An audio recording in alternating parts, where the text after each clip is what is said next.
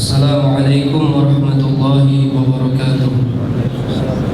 Bismillahirrahmanirrahim. Alhamdulillahirabbil alamin wassalatu wassalamu ala asyrofil anbiya wal mursalin sayyidina Muhammadin wa ala alihi wa sahbihi ajma'in. Subhanaka la ilma lana illa ma 'allamtana innaka antal alimul hakim. Rabbi shrah li sadri wa yassir li amri wahlul 'uqdatam min lisani yafqahu qawli. Amma ba'du. Para hadirin wal hadirat yang dimuliakan Allah Subhanahu wa taala, puji syukur kehadirat Allah di siang ini kita dapat dipertemukan kembali oleh Allah Subhanahu wa taala untuk melanjutkan kajian kita hari Selasa yang lalu, yang mana terakhir yang kita bahas masalah niat tayamum. Ya. Jadi fardu tayammum ada 5. Baru 2 yang kita bahas. Yang pertama naqlut turab, harus memindahkan debu.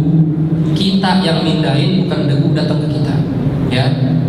Jadi kalau debu datang ke kita tinggal gerak-gerak wajah kita sama tangan kita, belum dikatakan sah tayamumnya. Ya. Atau orang lain memindahkan debu ke wajah dan kedua tangan kita tanpa izin kita, ini juga nggak sah tayamumnya. Kecuali kalau kita izinin baru sah. Ya. Ini yang pertama, memindahkan debu. Kemudian niat harus ada dalam tayamum. Perbedaan niat dalam tayamum dengan wudu.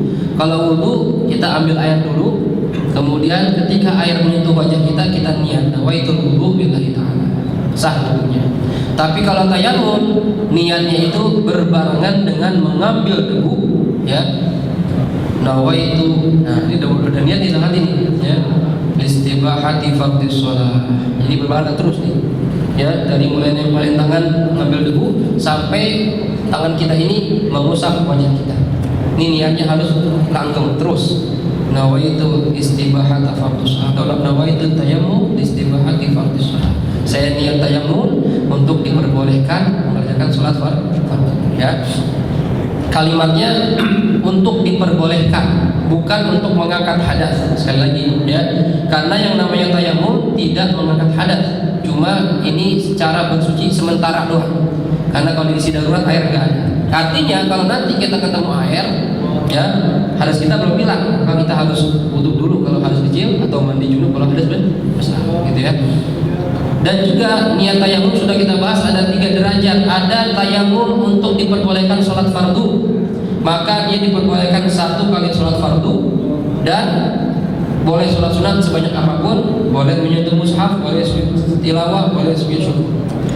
Derajat kedua, tayamum niatnya untuk diperbolehkan sholat sunnah, maka dia tidak boleh mengerjakan sholat fardu, tapi boleh mengerjakan sholat sunnah berapapun dia mau, boleh menyentuh mushaf, boleh sujud syukur, boleh sujud tilawah. Ya.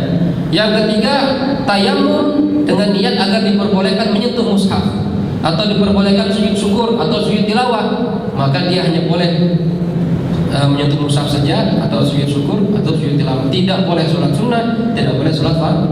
Tergantung niatnya. Jelas kira-kira? Ya, ini kita bahas kemarin, ya, hari lalu. Berikutnya yang sekarang mau kita bahas adalah fardu yang ketiga dari tayamum, az-zalifu mas'ul wajhi, mengusap, ya, membasuh atau mengusap wajah, kullihi seluruhnya, ya. Wala yajibu isalu turab ila manabatis sya'ar wala yudam.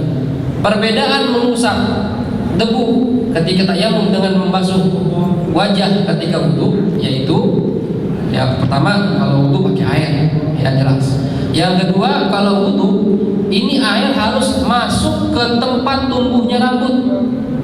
Nih, harus masuk ke dalam nih. Kalau seandainya nggak masuk ke dalam, maka wudunya belum sah. Ya. Yang mendapat dispensasi cuma apabila orang memiliki jenggot dan brewok yang tebal, ya. Jenggot dan brewok yang tebal ini, lihyah sama aridain, ini kalau tebal, berapa batasan tebal? Kalau tebal itu sekiranya dari majlis takhatub sekitar ukuran 1,5 meter, 3 ziro nih, ya. Saya ngomong sama Anda misalnya 3 ziro, kulitnya masih kelihatan, nanti tipis. Tapi kalau saya ngomong sama Anda dalam jarak 3 ziro, ya, atau lebih dekat, ya, ini nggak kelihatan kulitnya, saking tebalnya jenggot sama brewoknya, maka dikatakan tebal. Nah, kalau wudu, brewok dan jenggotnya tebal, yang wajib dibasuh cuma bagian luar saja. Ya, tidak harus munculin air dalam-dalam. Ya, yang dalamnya tidak wajib. Ya, tapi kalau tipis, kayak saya misalnya tipis nih, ya, atau berawaknya cuma tipis, nah ini wajib sampai bagian dalamnya. Ya, tapi kalau tayamum itu wudu. Kalau tayamum beda. Tayamum tidak wajib menyampaikan debu ke dalam tempat tumbuh rambut, ya, dan juga tidak sunnah. Jadi nggak perlu kita ngambil debu, kita gini-gini. Oh, enggak perlu, nggak wajib dan nggak sunnah. Ya, karena ini sekedar aja. Jadi ambil debu dengan kedua tangan, ya, dengan kedua tangan, kemudian diusap wajah kita seperti ini misalnya. Nawaitu tayammum listibahati fardhis shalah. Ratakan nih semua nih, diratain semua. Yang namanya wajah, jelas batasan wajah di bab wudu udah kita bahas. Dari tempat tumbuh rambut sampai ya bertemunya dua tulang rahang atau tempat tumbuh jenggot. Nah ini wajah semua nih. Ya, ini semua wajah. Ya. Ini bukan wajah kuping, ini bukan wajah. Ya, ini juga bukan wajah dalam bab tayamum nih. Ya, kalau wudu disunahkan nih basuh semua sih. Ya, ada yang mengatakan ini termasuk wajah. Ya, sama seperti khilaf dalam bab wudu. Ya, jadi dibasuh yang wajib semuanya. Ya, pertanyaan kalau seandainya kepalanya botak, nggak ada rambutnya, tetap maka mulai wajahnya itu tempat tumbuh rambut, bukan dari sini. Ya kan Ustaz, tempat tumbuh rambut saya di sini, misal profesor. Ya kan saking banyak mikir habis rambutnya. Berarti dari sini dong? Enggak. Tetap dari sini. Ya, atau dari lahir nggak punya rambut? Ya bukan semuanya. Ya, nggak ada tempat rambut. Jadi ambil seukuran orang normal semana kira-kira. Oh, biasanya 4 jari dari alis mata kita. Rata-rata orang tempat tumbuh rambut gitu rata-rata. Ya, coba dengan tangan masing-masing. Bisa segini, ya. Nah, ini tempat tumbuh rambutnya. Yang rata gitu, ya. Dan nggak perlu tadi, nggak wajib dan nggak sunnah memasukkan sampai dalam. Ini tayamum, ya. Setelah selesai membasuh wajah, ya, atau mengusap wajah, kalau membasuh dengan air, ini mengusap wajah, mengusap. Ar-rabi'u mashul yadayn. Yang keempat adalah dengan cara yang keempat fardunya adalah mengusap kedua tangan, ya. Mengusap kedua tangan. Ini pendapat ulama mazhab Syafi'i yang terkuat, yang dimaksud tangan di sini dari ujung jari sampai sikut, ya, di sini sama seperti wudu, ya. Tapi ada yang mengatakan termasuk pendapat Imam Nawawi, ya, cuma sampai pergelangan tangan, ya. Cuma pendapat terkuat sampai sini. Nah, bagaimana cara yang sunnah? Sebenarnya boleh, cara bagaimana aja boleh, yang penting debu nyampe aja ke tangan. Ustaz, saya mau cara bebas, gimana? Ambil debu, misalnya, boleh nggak? Sah, nggak masalah. Saya nggak mau, tangan saya kena debu, saya ambil pakai handuk, taruh sini. Boleh nggak? Boleh, nggak masalah. Cara apa saja boleh. Tapi ada cara yang sunnah. Cara yang sunnah yaitu, ya, ambil dengan kedua tangan kita debu, kemudian letakkan, ya, jari kiri kita di jari kanan, begini posisinya, ya. Kemudian jalankan semuanya, ya. Terus sampai sikut kita. Begitu sampai sikut, maka putar posisi tangan kita. Nah, sekarang bagian sini sekarang. Yang tadi jari, ya. Kemudian bagian sininya gini. Kemudian jempolnya diangkat dulu, jangan ditempelin, diangkat jempolnya. Seperti ini. Ketika nyampe jempol baru tempelin. Nah, ini cara yang sunnah. Ya. Kalau bisa, kalau nggak bisa ya serah mau gimana, yang penting rata. Gitu ya. Kiri pun sama, dari jari juga, ya, terus ke bawah sampai sini putar lagi. Nah, ketika nyampe ibu jari, tempelin. Ini cara yang sunnah seperti itu. Jelas kira-kira, ya. Jadi praktiknya seperti itu kalau mau bisa, kalau nggak bisa apa-apa, ya. Yang penting debunya rata, itu aja intinya, ya. Kemudian itu yang keempat. Rukun yang kelima at-tartib bainal mashatain. Berurutan antara membasuh, ya, wajah dan kedua tangan. Sama seperti wudu. Kalau bapak balik, Ustaz, saya tangan dulu deh, ya, baru muka. Nggak boleh, nggak sah tayamumnya. Karena harus tertib, sama seperti wudu. Kalau ada wudu kaki dulu, baru pala, baru tangan, baru muka, nggak sah wudunya. Ya, sama begitu juga dengan tayamum. Cuma bedanya kalau wudu anggota tubuhnya ada 4, muka, tangan, kepala, kaki. Tayamum cuma 2, muka sama tangan. Jadi nggak perlu habis tangan ambil ini rambutnya ditayamumin, kakinya tayamum nggak perlu. bahkan nggak sunnah, gitu ya. Nih, jadi kembali kita ulangi, fardunya tayamum ada 5. Memindahkan debu, ya. Kemarin memindahkannya harus 2 kali memindahkan, 2 kali pemindahan, nggak boleh pakai misalnya pakai anduk gede yang sebelah sini buat muka, yang tengah buat tangan kanan, yang kiri buat tangan kiri, nggak boleh, harus 2 kali memindahkan debu, ya. Itu yang pertama. Yang kedua, niat dengan tafsirannya, perinciannya. Yang ketiga, mengusap wajah kita. Yang keempat, mengusap kedua tangan. Yang kelima, halus tertib. Nah, untuk rukun atau fardu yang keempat ini mengusap tangan, ya, mengusap kedua tangan. Seandainya debunya dikit, saya kalau debu semua tangan dikit banget, nggak cukup. Gimana? Boleh kita pakai pendapat Imam Nawawi, cuma pergelangan tangan saja. Cuma ini pendapatnya lemah. Yang kuat itu seluruh, ya, sampai sikut. Tapi kalau kita pakai sewaktu-waktu ya boleh-boleh saja, gitu ya. Asalkan kita tahu dasarnya, ada ulama yang mengatakan seperti itu dengan dalilnya, gitu ya. Itulah yang dikatakan ikhtilafu ummati rahmatun. Perbedaan pendapat di antara umatku itu rahmat. Ada yang nggak terima nih hadis ini, ya. Masa beda pendapat rahmat, yang ada azab? Ya, bukan azab. Ya, orang nggak mungkin kepala yang dengan beda kepala nggak mungkin dengan satu pikiran, ya. Nggak mungkin dijadikan satu pemahaman, nggak mungkin. Jangankan ya orang lain, kita aja sama saudara kita, abang kita beda ada cara pikirnya, ya. Mau disamain itu nggak bisa. Ya, makanya orang pasti ketika ijtihad hasilnya akan berbeda. Yang satu ngambil dalil yang ini, menurut dia yang kuat, yang sahih. Yang satu enggak, ini yang kuat, yang sahih. Akhirnya timbul perbedaan pendapat. Sama yang terjadi seperti Imam Syafi'i dengan Imam Malik gurunya, Imam Syafi'i dengan Imam Ahmad bin Hanbal muridnya. Beda pendapat, padahal murid dengan guru. Belum lagi dengan sama Imam Abu Hanifah, beda pendapat. Tapi ya mereka tidak tuh saling mengatakan saya paling benar, yang lain nggak benar. Tidak mengklaim dirinya paling benar, ya, karena kebenaran al-haqqu min rabbik, yang pasti benarnya itu cuma Allah, ya. Makanya Nabi mengatakan apabila dia berijtihad, ya, benar dapat 2 pahala, kalau salah dapat 1 pahala. Kenapa? Karena udah ijtihad, udah berusaha, ya, dengan dalil-dalilnya. Makanya kita jangan terbiasa, ya, menyalahkan saudara-saudara kita, merasa diri kita udah paling benar aja dah.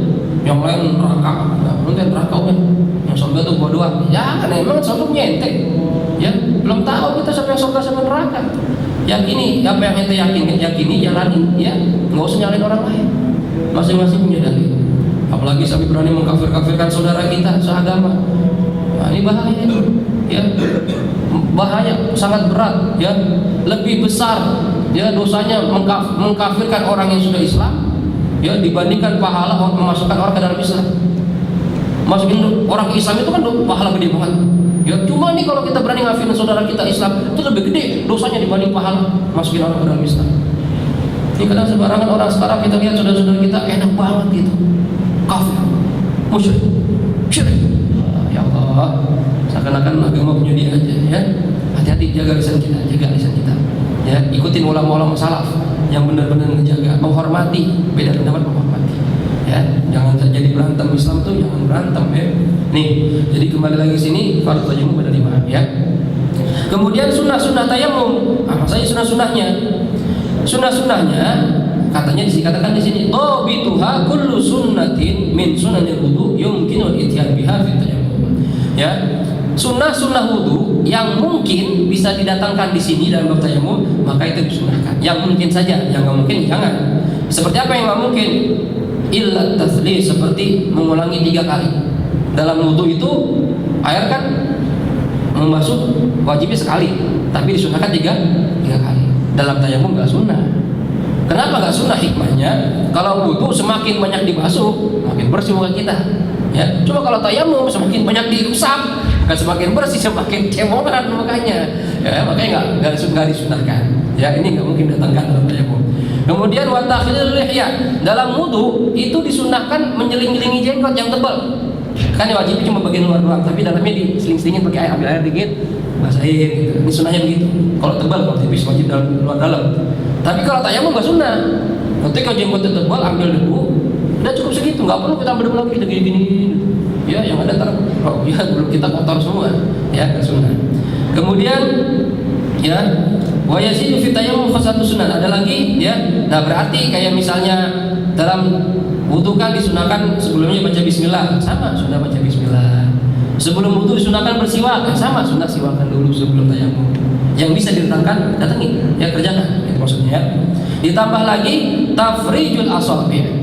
Ketika mengambil debu disunahkan ambil debunya jari-jari dilebarkan supaya masuk ke sela-sela sini. Karena kalau kita begini, otomatis ini belum kena debu. Nah, ntar perlu ambil debu lagi jadinya untuk masukin debu ke sini. Oleh karena itu giniin, ambil debunya. Jadi masuk semua, seret-seret, kayak nyetrum, masuk semua otomatis gitu ya. Kemudian takhfifut turab ba'da darbi, mengurangi debu yang ada di tangan kita setelah kita ambil. Jadi misalnya debu banyak banget nih, ya kita ambil, loh, kan banyak nih misalnya. Itu sunnahnya kita giniin, biar turun sedikit. Ya jangan setebal-tebal itu jangan. Ya dari muka kita cemong, ya. Jadi sekedarnya aja, sekitar seperlunya diginiin atau dikit-dikit. Ya ada dikit pakai. Gitu. Itu sunnahnya begitu. Dikurangin debunya. Kalau debunya banyak, kalau debunya dikit ya udah pakai yang itu dikit. Ini kalau banyak debunya, ya. An la yarfa'a yadahu 'anil 'udwi hatta yutimma masah. Sunnahnya juga ketika mengusap muka dan kedua tangan, jangan tangan kita diangkat sebelum selesai mengusap. Walaupun boleh, walaupun sah, tapi sunnahnya enggak. Jadi misalnya Bapak begini, ambil debu nih, ya. Misalnya ambil debu, tempel sini. Nah, harus itu. Itu namanya ngelepas tangan dari anggota tayamum, itu enggak sunnah. Sunnahnya sampai rapi.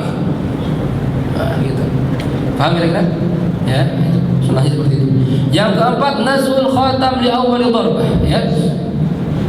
Ketika membasuh yang pertama, ini disunahkan ketika mengambil debu yang pertama kali, disunahkan yang pakai cincin copot cincinnya. Ya, kenapa? Ya. Li'annahu la yajibu isul turab ila ma tahta al-khatam fi darbati. Karena kenapa sunnah? Enggak wajib. Karena ketika kita ngambil yang pertama, ini kan bukan buat tangan, tapi buat wajah. Jadi enggak masalah. Mau copot apa enggak, sunnah aja, tapi sunnahnya dicopot. Tapi untuk ambilan yang kedua untuk tangan wajib dicopot. Karena kalau kita nggak copot, kita ambil debu begini, otomatis yang bagian sini nggak kena debu. Nah ini harus kita ambil copot lagi, ntar jadi kerja dua kali ini. Nah jadi langsung dicopot. Jelas kira-kira? Jelas ya. Kemudian yang kelima sunnahnya an la yamsaha at-turab al-a'dha'i tayammum hatta yafrugha 'ani shalah. Bekas debu yang ada di wajah kita dan tangan kita jangan dielak sampai kapan? Sampai kita selesai sholat. Jadi kalau kita udah tayamum kan ada cemongan otomatis kan ada debunya gitu. Ustaz gimana nih? Saya nggak pede nih begini sholat. Terus pakai tayamum, pakai sholat, ya. Karena ini asarul ibadah, debu yang dipakai buat ibadah, bekas ibadah. Sama seperti wudu. Kita kalau wudu sunnahnya jangan dilap, ya. Karena bahkan dalam satu riwayat itu setiap tetes dari air wudu Allah ciptakan malaikat yang mana malaikat ini memintakan ampun buat orang yang wudu. Nah kalau air kita elap, otomatis airnya hilang. Nah, ya kan? Jadi afdalnya itu wudu juga jangan dilap kecuali darurat. Misalnya gimana? Lagi meriam. Kan sholat kita, ya, sholat meriam, sholat dingin banget nih. Gimana? Apa-apa? Lagi sakit atau dingin hawanya. Ya kayak waktu saya di Yaman musim dingin banget tuh. Dan dinginnya padang pasir itu nggak kayak puncak, lembab enak. Padang pasir kering, ya dingin masya Allah. Ya, nah ini kalau kondisi seperti itu darurat kita nggak kuat, maka boleh dilap. Cuma kalau kita kuat, jangan dilap. Sunnahnya itu wudu. Begitu pun tayamum. Ketika muka kita cemongan dengan debu, sholat tuh, habis sholat baru dilap, nggak apa-apa, silakan. Jelas kira-kira? Jelas ya. Kemudian pembahasan kita. Nah ini satu kurang. Cukup ini. Ahkamul jabiro. Apa coba Bismillah deh ya. Hukum jabiro. Kemana soal nggak masuk nih, kalau masuk selesai nih tayamum ya. Tunggu sebulan lagi baru selesai ya. Ahkamul jabiro, hukum orang pakai perban. Nah, sholat orang yang pakai perban atau Handy Plus, Hansa Plus, ya apalagi tuh macam-macam mereknya kan sekarang ya, Betadine mereknya juga ya. Pokoknya sholat yang waktu tubuh ada luka ditutupin tuh. Gimana hukum sholatnya? Ini mau kita bahas nih. Ini sering terjadi nih ya. Hiya satirun, apa yang dimaksud perban di sini? Hiya satirun, sesuatu yang menutupi alal ulbi atas anggota tayamum ya. Tamna'u usulal atas anggota wudu, tamna'u usulal ma' ilal basyara, yang bisa mencegah masuknya air ke kulit. Kita berdarah di sini. Ya, darah sini. Kita wudu, masuk enggak di sini? Kita pakai Hansaplast, masuk enggak ya? Enggak masuk. Gimana hukum ini? Padahal sholat itu wudunya harus sempurna. Otomatis copot. Nah, ya. copot. Ustaz, kalau dicopot bisa borokan air mulu nggak sembuh-sembuh. Nah ini jadi masalah. Kalau dicopot nggak masalah, copot. Nanti jangan kayak cewek cengeng, copot aja udah. Ya, ntar beli lagi handy plus ya. Habis sholat, habis wudu pasang lagi, nggak masalah. Ya, cuma ketika wudu bisa dicopot, copot. Ya, biar sempurna wudunya, biar nggak repot lagi. Masalah fotonya tadi kita bahas. Cuma kalau seandainya, jadi kalau bisa dicopot tanpa membahayakan, wajib dicopot. Kalau nggak bisa dicopot, cuma membahayakan, ya bisa jadi borok, bisa lama sembuhnya karena sering kena air terus. Bagaimana? Ini yang mau kita bahas nanti, ya. Masalah jabil. Hukumnya apa? Hukumnya illam yakhshad darar bin nazqiha fayajibu alaihi nazquha. Kalau tidak dikhawatirkan akan berbahaya kalau kita cabut, maka wajib mencabutnya, melepasnya wajib. Ya, handy plus atau perban. Misalnya orang lagi patah tulang, ya kan diperban tuh. Saya juga pernah tuh perban sini, ya patah, geser atau ngegeser, ya. Ini kalau kita lepas, ya dimarahin sama tukang urutnya. Lepas, mana sih belum rapi nih, belum balik lagi, sakit lagi. Nah, berarti nggak boleh dilepas, ya. Kalau seandainya tidak dikhawatirkan bahaya, wajib dilepas. Cuma kalau dikhawatirkan akan timbul bahaya, ya, atau lama sembuhnya, maka nggak wajib. Jelas kira-kira? Ini hukum awalnya. Bagaimana cara wudunya orang yang punya perban atau pembalut tadi itu, ya? Yatawaddo hatta yasila ila udwi alladhi alaihi salam. Cara wudunya yang pertama wudu dengan seperti biasa, ya. Wudu seperti biasa sampai wudu kita sampai ke anggota wudu sampai anggota wudu yang kena perban tadi. Misalnya perbannya di tangan, berarti biasa. Ya, cuci tangan biasa, kumur segala macam, basuh muka seperti biasa. Nah, ketika basuh ini, ya, ketika nyampe ingin membasuh tangan kan ada perbannya nih. Nah, kemudian gimana nih? Ya tayammam 'anil jarih, ya. Kemudian untuk mengganti yang ketutupan ini yang nggak bisa dibuka karena bahaya kalau dibuka atau lama-lama sembuhnya, maka kita tayamum. Nah, paham ini? Jadi ini orang jarang yang ngerti nih. Dia pikir biasanya cuek kan nggak usah pakai tayamum. Pakai tayamum sebenarnya. Ente nggak bisa buka, bisa sakit nih. Berarti setelah basuh muka, kan mau basuh tangan, ada perbannya. Lap muka ente, tayamum. Ya. Tayamum di mana? Bukan di sini doang. Tayamum itu harus di muka sama tangan. Sama seperti tadi yang kita ajarin tadi, ya, kita bahas. Seperti tadi. Selesai. Sudah selesai tayamumnya, baru ya yaghsilu sahih anil minal udwi. Anggota tubuh yang sehat yang bisa dibasuh pakai air, siram pakai air. Perbannya di sini, nanti siram sini, siram sini. Ini nggak ada perbannya, siram semua. Setelah tayamum, jelas ya. Nah. Kemudian yamsahu bil ma' ala satir alladhi 'ala al-jurh. Nah, yang sehat disiram, ya, dibasuh dengan air. Yang kena perban tadi, kan nggak kena air nih, nggak boleh, kita nggak berani kena air, ya. Gimana caranya? Ambil air sedikit, ya, diusap-usapin ke perbannya. Paham kira-kira caranya? Ya. Yang kelima, yukmalu ma baqiya minal wudu. Habis itu sempurnakan anggota wudu kita. Wudu kita sempurnain. Bisa kebayang ya? Ya. Contoh, kalau di kepala, kalau lukanya menutupi semua kepala, nah ini sama posisinya. Cuma kalau luka misalnya di sini, yo, naik motor jatuh, ngetrek, kan, udah jatuh sini bocor. Wudu biasa, tangan biasa. Pas pala bocor, bagaimana? Nah, pala itu kan posisi begini nih. Ini pala semua nih. Jadi nggak, yang di mazhab Imam Syafi'i itu nggak harus semuanya, sebagian. Berarti kalau kita palanya yang sakit di sini, cukup basuh yang sini, cukup. Kalau wudu, sah wudunya. Nggak usah pakai tayamum karena maka membasuh kepala kalau sebagian. Cuma masalahnya kalau mandi junub, nah, mandi junub kan harus semuanya. Nah, berarti ini pakai tayamum. Nah, paham kira-kira? Jadi ada tayamum untuk wudu, ada tayamum untuk mandi junub. Jelas ya? Nah, jadi kalau kepala saatnya buat wudu itu nggak perlu tayamum karena yang mana saja masih bisa, kecuali lukanya sebegini, ya, luka bakar, habis, ya, luka-lukanya diperban semuanya. Aduh, ini nggak bisa nih, ya, ada di sini, ini bukan pala namanya, ya, nanti harus tayamum, ya. Cuma kalau atau di kaki, nah kalau di kaki, lihat kakinya, kalau dari ujung kaki sampai mata kaki itu kan bagian yang wajib, lukanya di situ, berarti harus tayamum. Cuma kalau lukanya di betis, nah itu bukan anggota wudu, itu sunnah doang dibasuh, ya, berarti tidak wajib tayamum. Jelas ya? Nah, kalau di muka gimana? Luka di sini, ya, cakar istri, berantem misalnya, istrinya nyakar, waduh luka darah bocor, ya, atau berantem ya, diperban. Gimana? Nah, berarti ini wajib tayamum karena muka nggak ada gantinya, harus semuanya, gitu ya. Nah ini tata cara wudu dan tayamum ketika ada perban. Ini baru sampai sini, ya. Kemudian tadi kan tata caranya wudu. Kemudian ketika ingin membasuh anggota yang ada perbannya, tayamum dulu, ya, baru sempurnakan basuhnya. Yang ada perbannya diusap dengan air aja, nggak usah diguyur, usap aja dikit, ya. Tapi bagaimana di sini dikatakan boleh kita mendahulukan membasuh dulu baru tayamum. Tapi yang afdal tayamum dulu baru diusap, dibasuh dengan air. Contoh tadi luka tangan, kita basuh muka, selesai. Ketika basuh ini kan tadi sunahnya tayamum dulu.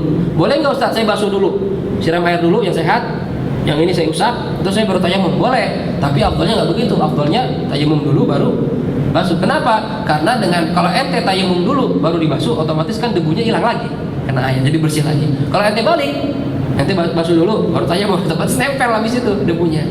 Ya, tapi boleh, nyaman aja boleh. Ya, nggak wajib harus tayamum dulu, tapi boleh basuh dengan air dulu. Jelas kira-kira? Ya. Kemudian hukmu idza arada an yusalli fardhan akhar wa huwa ala tuhrin min qabl. Ini jadi jam 1 nih. Gimana nih? Hah? 3 menit lagi. Sedikit menit. Oke.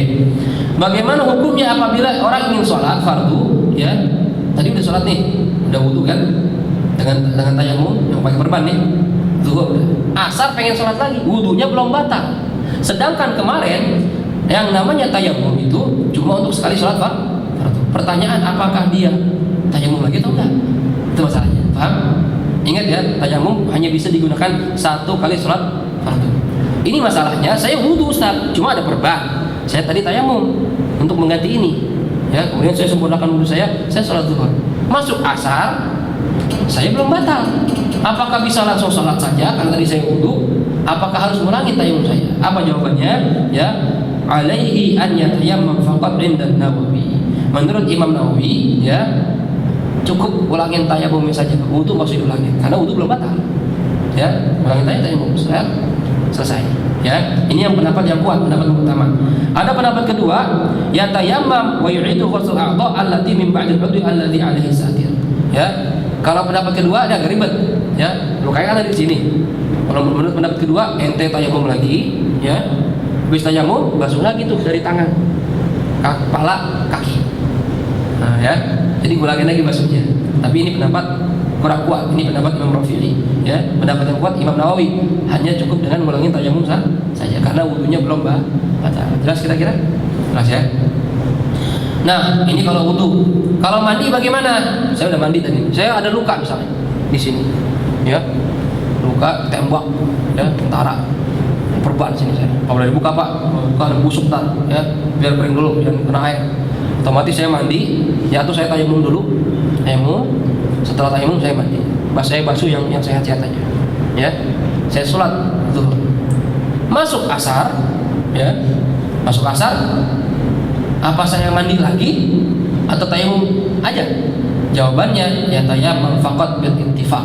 Kalau dalam bab mandi dia cuma wajib ngulangin tayamum saja, nggak wajib ngulangin mandi lagi. Kalau wudu tadi khilaf, ada 2 pendapat. Tapi kalau dalam bab mandi nggak ada khilaf, semua mengatakan ngulangin tayamum saja. Kecuali batal tadi wudunya. Ya, kalau wudunya batal, ya tinggal wudu aja kan, yang sakit di sini bukan di anggota wudu, gitu ya. Jelas kira-kira? Jelas ya.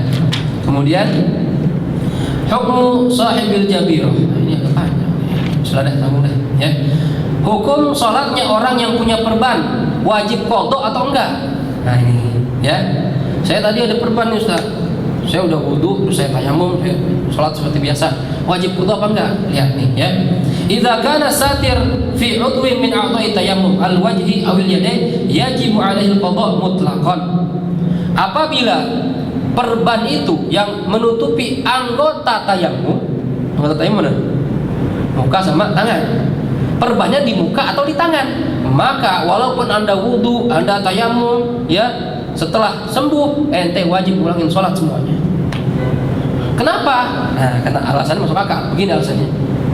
Yang namanya tayamum itu kan untuk mengganti ya mengganti yang tertutup perban, gitu kan? Kan kita wudu nih, misalnya luka di sini, ini kan berarti nggak bisa kena air, kita ganti dengan tayamum. Oke. Sedangkan tayamum itu anggotanya muka sama tangan. Nah, yang gantiin wudu itu nggak bisa sempurna, wudunya nggak sempurna, diganti tayamum nggak sempurna juga, karena ada perban. Berarti dua-duanya nggak sempurna, wudunya nggak bisa sempurna, tayamumnya nggak bisa sempurna. Nah, karena dua-duanya nggak sempurna, maka Anda wajib mengqadha sholatnya. Setelah sembuh perban dibuka, wudu, ulangin sholat. Berapa hari kita pakai perban? 5 hari, ulangin sholat 5 hari. Ini pendapat yang terkuat seperti ini. Ya, makanya hati-hati nih, banyak orang nggak ngerti, pikir udah selesai aja dah. Ya, makanya kalau seandainya lukanya nggak berat-berat banget, copot aja, jangan ribet, jangan cengeng. Ya, perih-perih dikit, udah keringin, pakai lagi habis itu gitu, daripada ngulang-ngulangin. Ya, terus Ustadz kalau gitu mendingan saya nggak usah sholat sekalian, kalau suruh ngulangin. Ya kan? Ngapain saya sholat suruh qadha? Apa fungsinya? Fungsinya kalau Anda mati sebelum perban Anda dibuka, kan kita nggak tahu umur nih. Ya, kita pakai perban. Ya, 5 hari pakai perban meninggal dunia. Ya, ketika meninggal dunia tadi udah sholat. Ya, walaupun dalam kondisi dengan cara seperti itu, Anda tidak dikatakan tarikus sholat, tidak dikatakan orang yang ninggalin sholat. Jelas? Tapi seandainya Anda tidak sholat, ada saat saya pakai sholatnya nanti udah sembuh dah, daripada ngulang-ngulang saya capek, ngapain double misalnya, ya.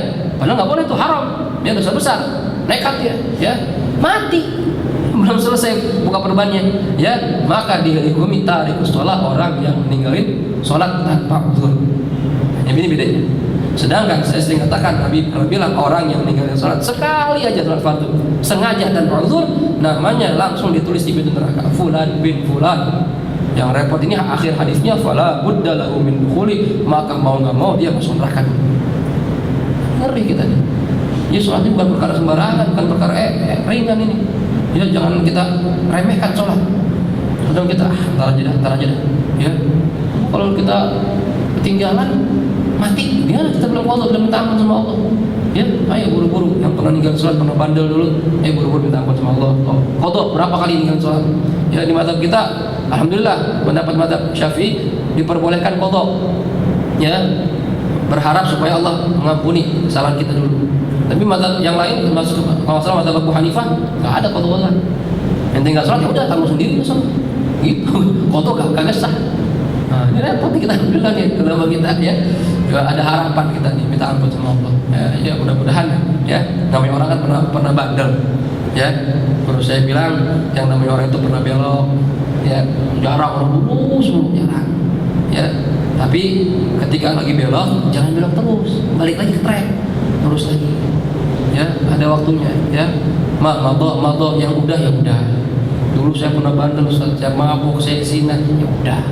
Dan tidak usah cerita-cerita, kita taubat sama Allah, minta ampun sama Allah. Ya, kata Allah, ya ayyuhalladzina qul ya ayyuhalladzina asrafu ala anfusihim la taqnatu min rahmatillah innallaha yaghfiru dzunuba jami'a. Ya, katakan wahai Muhammad pada hamba-hambaku yang sering berbuat israf, berbuat menyia-nyiakan umurnya, berbuat zalim atas diri sendiri, enggak sholat, enggak puasa, pengen taubat, kata Allah, jangan pernah putus asa dari rahmat Allah. Allah akan kapanpun senantiasa menerima tobat kalian. Allah akan ampuni dosa kalian kalau kamu mau tobat. Kapan aja. Itu enaknya Allah tuh begitu. Ya, jadi kita jangan tar aja lah, udah tua, tar aja. Ya, siapa yang jamin bisa sampai tua? Ya, ayo yang punya dosa, kita semua punya dosa. Yang ngomong apalagi, tukang ngomong ya salah. Ya, ngomong doang kadang, kerjanya kagak bisa, sama, dosa lebih gede lagi. Ya, minta maaf sama Allah, minta ampun sama Allah Subhanahu wa taala. Ya, jangan nunggu tua, ya. Ini, jadi kalau seandainya anggota perbannya itu di anggota tayamum, maka pendapat yang terkuat wajib qadha semua sholatnya, walaupun dia sholat dengan cara tadi. Ya. Yang kedua, wa idza akhadha satir min as-sahih qadran fa fihi tafsir. Nah, ya. Kalau perbannya itu mengambil lebih dari luka. Nah, ya. Luka saya misalnya segini. Nggak mungkin dong perban saya nutup gitu. Kalau seandainya bisa, nggak apa-apa, ya.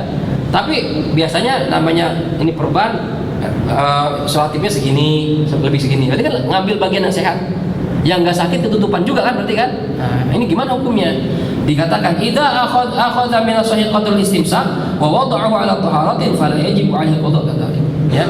Ini tapi bahasanya bukan di muka, bukan di tangan, selain di tangan. Misalnya nih, ya. Misalnya di kaki, karena kan kaki pada bertayamum, ya. Atau di badan kalau dalam bab mandi, ya. Luka kita di kaki misalnya, di sini. Maaf ya, sana aja, biar jelas ya. Atau di kepala dah, ya. Anak angkat kakinya teman. Ya, di kepala saya nih, ya. Kalau di kepala di sini ada sih. Ya, di kaki dah. Misalnya kaki saya nih, ya. Saya luka 2 cm. Ya, otomatis perbannya dan isolasinya lebih dari 2 cm untuk nahan. Gitu kan? Karena kalau pas 2 cm, copot yang ada. Ya, nggak bisa nahan. Ya, berarti 5 cm misalnya. Berarti ada 3 cm yang lebih. Ya, bagaimana hukumnya? Ya, ini tapi bukan tangan muka ya. Kalau muka tadi udah bahas tuh, muka sama tangan di kaki misalnya. Ya, kalau ketika naruh kita dalam kondisi suci, punya wudu atau nggak punya hadas sama sekali, punya wudu, ya. Misalnya kita, wah, Ustaz, saya pengen diperban nih, tunggu, kaki saya berdarah nih, pengen diperban, tunggu, saya wudu dulu, ya. Setelah dia wudu, dikeringin, baru pasang perban. Dan yang lebihnya ini cuma seukuran nahan doang. Kata dokter, ini 3 cm juga cukup dah. Lukanya 2 cm, nambah 3 cm buat pegangan, buat kuat, supaya kuat. Jangan lebih ya, 3 cm udah cukup. Nah, berarti cuma seukuran buat menahan doang. Ini nggak wajib qada salat. Ya, karena waktu naruhnya itu dalam kondisi suci. Jelas nih? Ya. Tapi kalau seandainya ya dia naruhnya ini dalam kondisi nggak suci, ya, lukanya 2 cm, untuk megangnya itu perekatnya butuh 3 cm, berarti 5 cm. Naruhnya dalam kondisi belum wudu di kaki nih misalnya, ya. Ini gimana? Berarti nanti setelah dia sehat dia wajib qada salatnya. Dibuka, diwudu lagi, karena naruhnya tidak kondisi suci. Atau naruhnya dalam kondisi suci, ya, tapi ngambilnya berlebihan. Kata dokter, ini isolasinya sih cuma cukup 3 cm udah cukup, kencang. Saya nggak yakin dokter, lu puterin aja dah. Nah, berarti kan berlebihan nih, lebay. Ya, harusnya cuma begini doang, cukup 5 cm. Ini enggak, diputar-putar sama dia. Ini nggak pengen biar nggak copot-copot dok. Oh, saya takut copot, berarti itu berlebihan nih. Nah, seperti ini pun, ya, walaupun naruhnya dalam kondisi suci, ya, kan otomatis nanti wudu kan nggak bisa kebuka nih. Ya, ente wajib qada salat. Jelas kira-kira? Nah, jelas ya. Wa amma idza, ya, yang kedua jelas nih. Wa amma idza lam yakun 'ala al-jurh satirun fa yajibu 'alaihi an yaghsila sahih wa yatayammam ala qada 'alaihi mutlaqan, ya. Nih, jadi kalau seandainya tidak ada di atas luka, tidak ada pembalut, tidak ada perban, luka cuma nggak dipakai aniplas, ya. Ente wudu biasa, mandi biasa, ya, otomatis sah wudunya, sah mandinya, ya. Kemudian ya, tapi gimana yang luka nih? Ustaz, saya nggak usah saya tutup dah, ya. Cuma jangan kena air, Ustaz. Misalnya nih, saya nggak pakai perban dah, ntar foto-foto lagi saya ribet dah, ya. Cuma saya takut kena air. Gimana hukumnya? Ya, kalau di luka kita nggak ada penutup, maka dia wajib membasuh yang sehat, kemudian tayamum, dan nggak wajib qada mutlaqan. Ya, lebih aman begitu dah. Ya, kalau cuma baret doang, ya, nggak usah takut kena air, takut nggak kering-kering, ya udah nggak apa-apa, tapi jangan pakai perban. Ya, ente wudu yang sehat, ente wuduin, siramin, yang misalnya luka sini, yang ini siramin, semua kena nih, ya, habis itu tayamum. Jelas? Kalau seperti ini nggak pakai perban, maka ente nggak wajib qada salat. Jelas kira-kira? Nah, ya, oke. Ini pembahasan masalah perban. Ada juga yang mengatakan waqtar Imam Nawawi fi majmu'ihi qaul al-Mazani wa huwa annahu la qada 'ala sahib al-jabir mutlaqan. Ada juga pendapat, ya, Imam Mazani, ya. Ini dikatakan enggak wajib qada sama sekali buat orang yang punya perban asalkan dia sholat dengan wudu, gitu. Ini pendapat lemah, ya. Tapi ya boleh kita pakai dah, ya. Ada kalau kita nyuruh orang, Ustaz sudah sholat, saya pakai perban sebulan, Ustaz, atau setengah tahun saya pakai perban nih, patah, masa saya ulangin juga? Nah, ya kalau ente emang ya berat untuk mengulangi, ya ada pendapat yang mengatakan tidak wajib qada, ya. Itu ada khilaf antara ulama. Tapi kalau ente mau hati-hati, pendapat yang kuat, ente qada. Kalau ente asamnya kuat, ya, yakinnya kuat, ente qada. Jika pendapat yang kuat, cuma kalau ente kira-kira ya agak ini dah, nggak kuat dah, ya, yang udah ada yang mengatakan tidak wajib qada, ya. Ini perkara-perkara yang berhubungan dengan perban. Insyaallah kita tahu apa bulan depan. Ini pembahasan kita adalah mubtilat tayammum, perkara-perkara yang membatalkan tayammum. Kalau ada umur, wallahu a'lam bishawab. Ya, maaf kelebihan waktunya, kelamaan. Ada pertanyaan? Kalau enggak kita tutup. Sudah ada? Kalau nggak ada kita baca surah Al-Fatihah. Kita mohon pada Allah Subhanahu Wa Taala mudah-mudahan ilmu yang kita bahas di siang hari ini kita bisa pahami.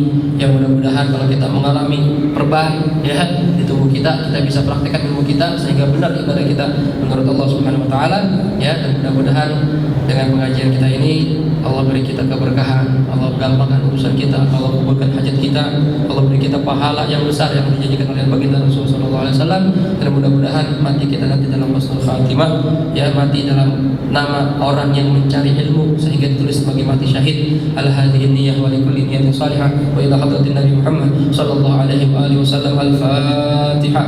A'udzu billahi minasyaitonir rajim. Bismillahirrahmanirrahim. Alhamdulillahi rabbil alamin. Arrahmanir rahim. Maliki yaumiddin. Iyyaka na'budu wa iyyaka nasta'in. Ihdinas siratal mustaqim. Siratal ladzina an'amta 'alaihim ghairil maghdubi 'alaihim waladdallin. Amin. Astaghfirullahaladzim. Astaghfirullahaladzim. Astaghfirullahaladzim. Bismillahirrahmanirrahim.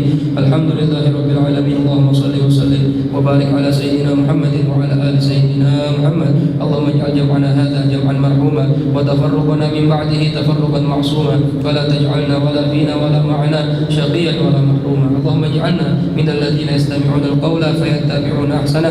Allahumma ahsin 'aqibatana fil umuri kulliha wa ajirna min khizyi ad-dunya wa 'adzabil akhirah. Rabbana atina fid dunya hasanah wa fil akhirati hasanah wa qina 'adzaban nar. Wa sallallahu ala sayyidina Muhammad wa ala alihi wasallam. Walhamdulillahi rabbil alamin wal 'afwu minkum. Wassalamu alaikum warahmatullahi wabarakatuh.